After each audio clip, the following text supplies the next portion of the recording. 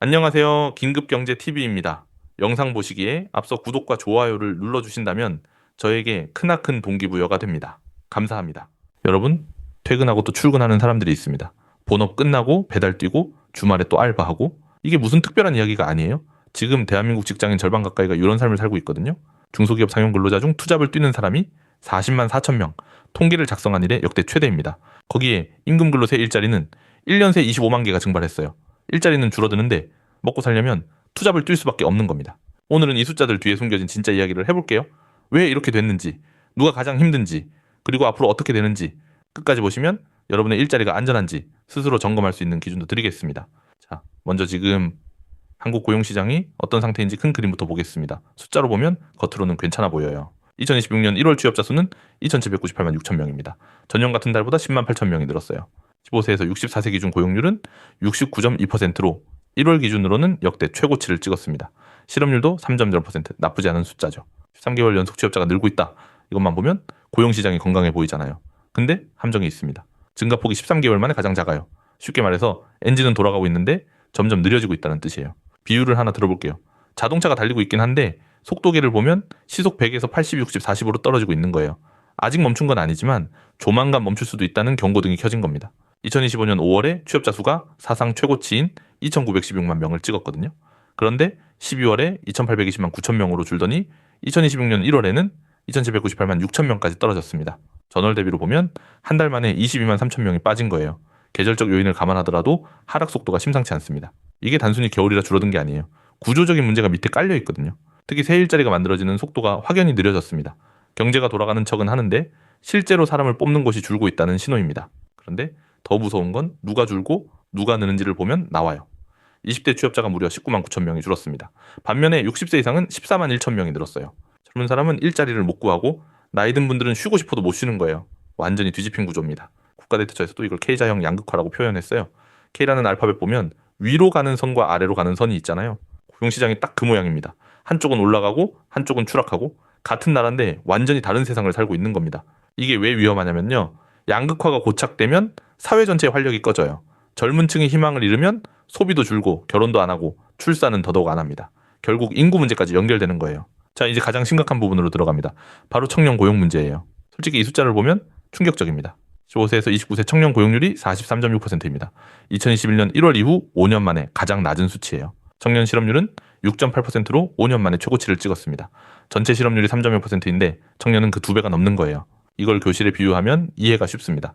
30명짜리 반에서 2명은 아예 일자리가 없고 나머지 중 상당수도 원하는 일이 아닌 아르바이트를 전전하고 있는 상황이에요. 그리고 여기서 진짜 소름 끼치는 숫자가 하나 있어요. 쉬었음 청년 인구 46만 9천 명. 쉬었음이라는 건 통계에서 실업자로도 안 잡히는 사람들이에요. 구직 활동 자체를 포기한 겁니다. 전년보다 3만 5천 명, 8.1%가 늘었어요. 전체 쉬었음 인구는 278만 4천 명으로 2003년 이후 1월 기준 최대입니다. 거의 280만 명에 가까운 사람들이 일을 안 하고 있는 게 아니라 일을 포기한 거예요. 이분들은 실업률 통계에도 안 잡힙니다. 그러니까 실제 고용 상황은 숫자로 보이는 것보다 훨씬 나쁘다는 뜻이에요. 280만 명이면 대전광역시 인구의 거의 2배입니다.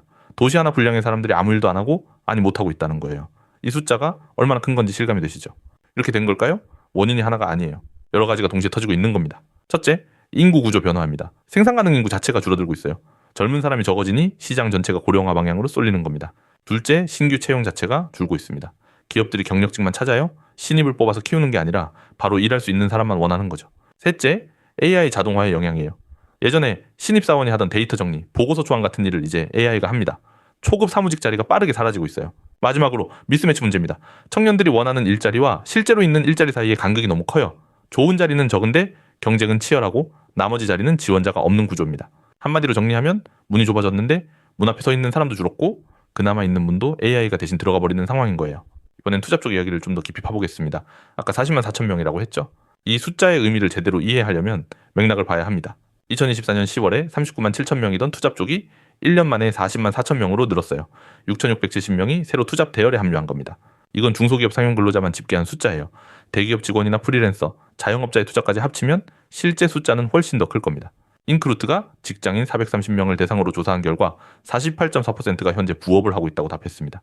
직장인 절반이에요. 옆에 앉은 동료 2명 중 1명은 퇴근 후에 또 다른 일을 하고 있다는 거예요. 이게 지금 대한민국 직장인의 현실입니다. 예전에는 투잡이라고 하면 특별한 사람들의 이야기였어요. 야망이 있거나 사업 준비를 하거나. 근데 지금은 아닙니다. 그냥 생존이에요. 왜 이렇게까지 해야 할까요? 근본 원인은 실질임금에 있습니다. 2024년 월 평균 실질임금이 357만 3천 원이에요. 2021년에 359만 9천 원이었거든요. 3년이 지났는데 오히려 2만 6천 원이 줄었어요. 물가는 매년 오르잖아요. 집값, 교육비, 식비, 통신비 다 오르는데 월급은 3년째 제자리이거나 오히려 줄었단 말이에요. 2021년 359만 9천 원에서 2024년 357만 3천 원, 마이너스 0.7%.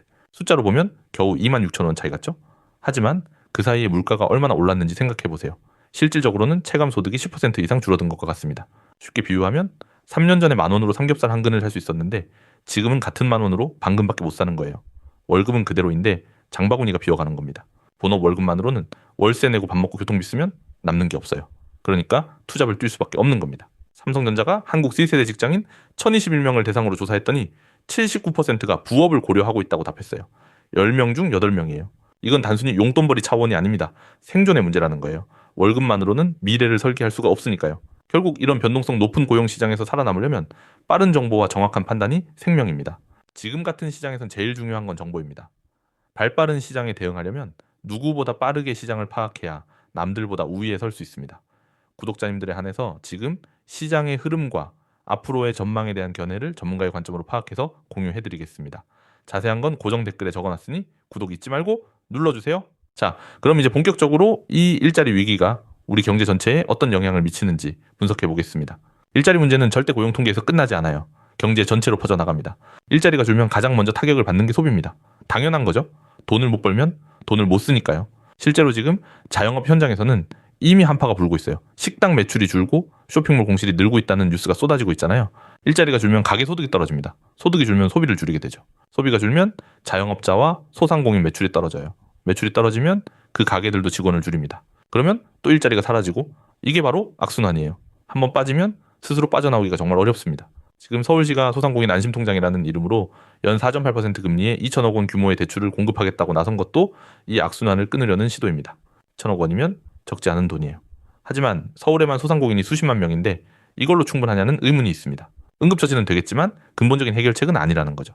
출혈을 잠깐 막는 반창고 같은 건데 진짜 수술이 필요한 상황이에요.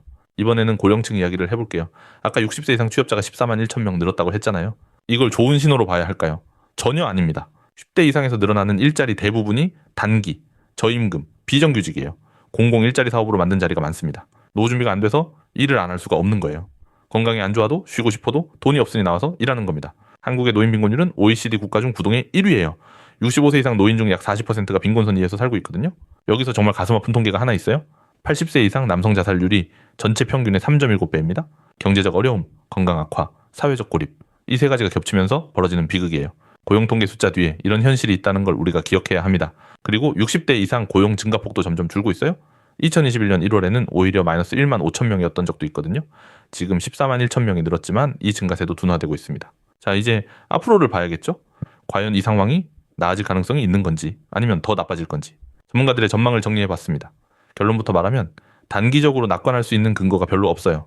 트레이딩 이코노믹스는 글로벌 것이 모델을 기반으로 2026년 말 취업자 수를 2,850만 명으로 전망하고 있어요. 2027년에는 2,860만 명. 지금 2,798만 6천 명이니까 연말까지 약 50만 명 정도 회복할 거라는 예측입니다. 하지만 2025년 5월 최고치였던 2,916만 명에는 한참 못 미치는 수준이에요. 다시 말해서 이전 최고점까지는 회복이 안 된다는 전망인 거예요. V자 반등이 아니라 L자에 가까운 회복이 될 수 있다는 뜻입니다. 국회 예산정책처는 좀 더 보수적입니다. 2026년 취업자 수 증가폭이 12만에서 16만 명 수준에 그칠 것이라고 봤어요. 2025년보다 비슷하거나 소폭 줄어들 거라는 전망입니다. 인구 고령화와 생산 가능 인구 감소가 구조적 발목을 잡고 있기 때문이에요. 직장인들도 이 불안을 체감하고 있어요. 휴내시 직장인 546명을 조사했더니 49.5%가 2026년 업무와 고용 환경이 불안하다고 답했습니다. 세대는 79%가 부업을 고려하고 있고요. 본업 하나로는 안 되겠다는 공감대가 세대를 넘어 퍼지고 있는 겁니다. 이 숫자가 시사하는 건 분명합니다. 고용 불안은 이제 특정 세대의 문제가 아니라 대한민국 직장인 전체의 문제라는 거예요. 그렇다면 정부와 지자체는 뭘 하고 있느냐? 대응책이 나오고 있긴 합니다. 하지만 충분하다고 보기는 어려워요. 서울시는 소상공인 안심통장으로 2천억 원 대출을 공급하겠다고 했고요. 부산시는 4050 세대를 정규직으로 고용하는 기업에 6개월간 480만 원을 지원하겠다고 나섰어요. 모니터링을 강화하겠다는 말도 나오고 청년 취업 지원 프로그램도 확대하겠다고 합니다. 하지만 이건 다 대증요법이에요. 열이 나면 해열제를 먹이는 건데 왜 열이 나는지 근본 원인을 못 잡고 있는 겁니다. 긍정적인 면은 분명히 있어요. 소상공인에게 유동성을 주고 제2고 50세대 고용에 인센티브를 주는 건 당장 도움이 됩니다. 하지만 근본적인 문제를 못 건드리고 있어요. AI 시대에 맞는 직업 전환 교육이 부족하고 인구 감소 추세는 정책으로 바꿀 수가 없거든요. 재정을 투입해서 만든 일자리가 재정 지원이 끝나면 같이 사라지는 그런 악순환에서 벗어나야 합니다. 정부 예산이 무한하지 않잖아요. 언젠가 수도꼭지가 잠기면 그 일자리도 함께 사라지는 겁니다. 그러면 개인 차원에서는 뭘 할 수 있을까요? 정부 정책만 기다릴 수 없잖아요. 여러분 각자의 일자리를 지키기 위해 반드시 점검해야 할 것들이 있습니다. 이건 선택이 아니라 필수예요. 첫째, AI 대체 가능성을 냉정하게 점검하세요. 내가 하는 일이 3년 뒤에도 사람이 해야 하는 일인지 솔직하게 따져봐야 해요. 둘째, 업스킬링입니다. 디지털 역량, 데이터 분석 능력.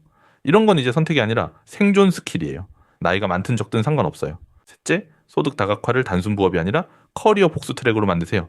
퇴근하고 배달 뛰는 게 아니라 본업의 전문성을 다른 채널로 확장하는 거예요. 넷째, 비상자금 최소 6개월치를 확보해야 합니다. 일자리가 갑자기 사라질 수 있는 시대예요. 여유 자금 없이 버티다가 한 방에 무너질 수 있습니다. 다섯째, 산업 트렌드 변화를 주 단위로 모니터링하세요. 어떤 산업이 커지고 어떤 산업이 줄어드는지 이걸 아는 것과 모르는 건 하늘과 땅 차이입니다. 마지막으로 큰 그림을 한번 정리하겠습니다. 지금 한국 고용시장은 겉으로는 괜찮아 보이지만 안으로는 균열이 깊어지고 있어요. 투잡 쪽 역대 최대, 청년 실업률 5년 만에 최고, 쉬었음 인구 280만 명. 이 숫자들이 동시에 터지고 있다는 건 단순한 경기 순환이 아니라 구조적 전환기에 들어섰다는 뜻입니다. 앞으로 주목해야 할 핵심 변수 4가지를 정리해드리겠습니다. 첫째, 인구 구조 변화 속도입니다. 생산 가능 인구 감소가 얼마나 빨리 진행되느냐에 따라 고용시장 판도가 달라져요. 둘째, AI 자동화의 확산 범위입니다. 제조업만의 문제가 아니에요. 사무직, 서비스직까지 침투하고 있거든요. 셋째, 실질임금 회복 여부입니다. 3년째 역성장 중인 실질임금이 반등하느냐 아니면 더 떨어지느냐, 이게 소비와 투잡 추세를 결정합니다. 넷째, 정부의 구조적 대응 수준이에요. 땜질식 대출 지원이 아니라 AI 시대에 맞는 교육 체계 전환, 산업 구조 개편을 할 수 있느냐가 관건입니다. 결론적으로 말씀드리면 정부와 시장을 탓할 수는 있지만 내 일자리는 결국 내가 지켜야 합니다. 비상자금을 쌓고 스킬을 업그레이드하고 소득 경로를 다각화하세요. 준비된 사람에게 위기는 기회가 됩니다. 하지만 준비 안 된 사람에게 위기는 그냥 재앙이에요. 시장은 1분 1초가 급변하고 있습니다. 고용 통계 하나, 정책 발표 하나에 여러분의 일자리 환경이 바뀔 수 있어요.